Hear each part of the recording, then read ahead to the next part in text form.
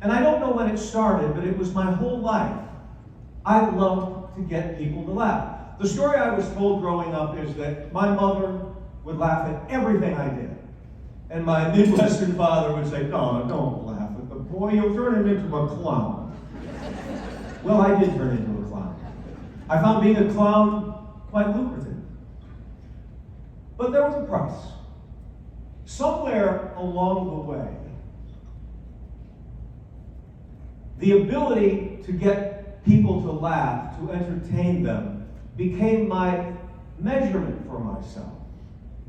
It replaced my self-esteem. What I actually thought about me simply became the reaction that I got. Now, as I stand in front of 700 people this morning, I wonder if that's just my story. And maybe your gratification wasn't making people laugh. Maybe it was how popular you were in school. Maybe it was how smart you were. Maybe it's how great you were at sports. But it happens to a lot of us where we replace ourselves with what people think about us, the reaction that we get. Now, I have a lot of friends here this morning. That's the great thing about this community, isn't it? How many of us know each other already? That's our superpower. But I want to tell you my story. I want to tell you my story of the tears of a clown. It's an illustration of the invisible nature of mental health challenges. My wife and my youngest son are here right now, and I pray that I'm not surprising them. And if I look at you, I'm going to cry at some point, so don't be offended, son, if I don't.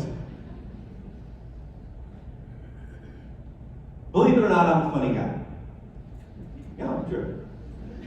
Don't raise your hand if you know I'm a funny guy. I made a good living knowing how to tell a joke, write a joke, craft a joke, take a pratfall, get a laugh. It may have been as simple as my father's warning that laughing at me would turn me into a clown, but once I established as early as kindergarten that people wanted to be around me, there was no turning back. I cannot give you a specific time or even a period in my life when that laughter transposed into my image of myself. But as I mentioned, somewhere along the way, I felt that if I didn't entertain, you didn't want me here. I was worthless. Worthless. God has a way of having a sense of humor. He decided, I'll also make him pathetically skinny in junior high with pasty white legs. I knew early on I wasn't going to be the quarterback of the football team and the cheerleaders weren't going to swim. I know you find that hard to believe, sweetheart. I know that. I understand. But I compensated for that by learning to sing, to act, to draw, to write, and my superpower, I could make people laugh. And I learned to hide a dark secret, an invisible illness. My misplaced self-esteem, my chemistry, the experiences of my life were filtered through an obsessive-compulsive disorder. I had OCD, although that was not diagnosed, wasn't even understood then, until years and years later. If anything went sideways in my life, for as long as I can remember, if I was criticized or the butt of a joke, even unintentionally, if somebody frowned at me, even unintentionally, I would go into an obsessive loop where I couldn't stop thinking about it. Obsessions lead to rituals. I became deathly afraid of dying, to where I would play games with myself to keep me alive, to keep the balance alive. If I went into a divided door this way, I had to go back through the door this way. You might see somebody like that, or they step on something like, and you think nothing of it. Well, they may have OCD. I certainly did my best to hide it.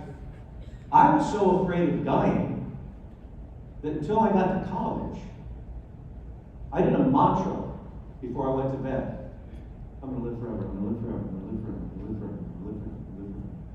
I did that until I fell asleep. Sometimes I took 20 minutes. I'm going to live forever. I'm going to live forever. Until I reached the point of satisfaction that I could put death away. Because I was going to live forever. I believed that if I ever dropped my rituals, my show, that I would be nothing but this dark secret. There was no mechanism inside of me to tell me that I was okay.